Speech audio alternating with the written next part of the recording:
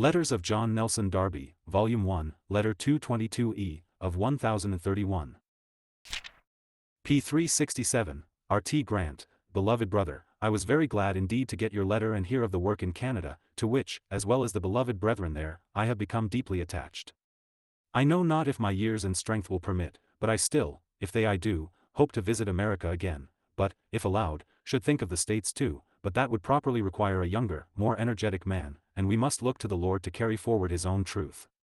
It is a matter of thankfulness to hear of the places opening, and our wisdom is to follow the Lord's leading in this.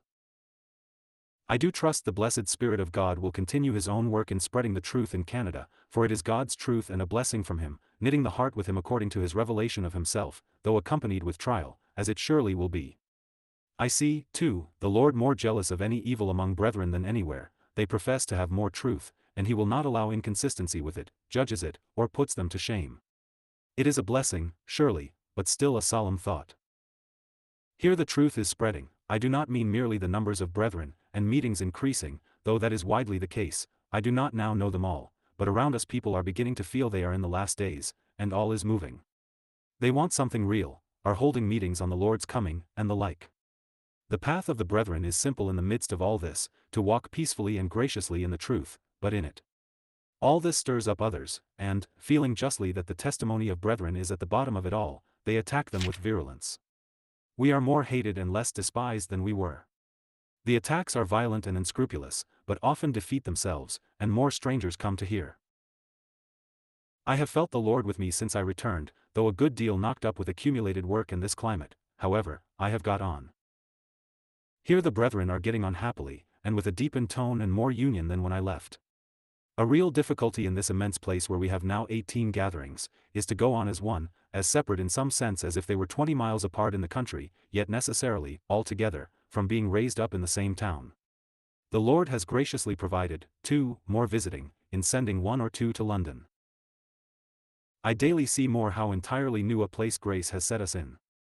One must not thereby set aside or weaken our responsibility in our old place, which Christ fully met as was needed for God's glory, but He has let us in by having perfectly glorified God in that work, into the holiest of all by the rent veil, to be partakers of all the holiness and of all the blessing that is there. I find new scenes of delight thus opening to me. I seek in my ministry to settle souls strong in the foundation, and have had interesting fresh developments of the progress of truth in Romans, meeting the old thing, chapter 3, resurrection, only as far as life, chap. 6. Love first mentioned, though grace is in a general way alluded to in chapter 3, in chapter 5, and thus leading into the new Adam standing, and in chapter 8, after the discussion of law, bringing us into Christ and Christ in us. My mind is still working on this, that is, inquiring in Scripture. I was greatly interested in connecting Titus 1 verses 2 to 3, John 1 verses 4 and 1 John 1 verses 1 to 3, and 2 Timothy 1 verses 9 to 10.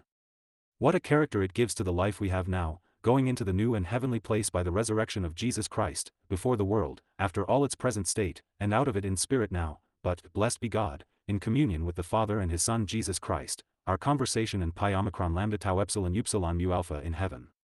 But I believe I must close. The Lord give you, dear brother, to keep very near Himself, and to remember that we are in the last days, and have to follow Christ wholly, and serve as those that wait for Him.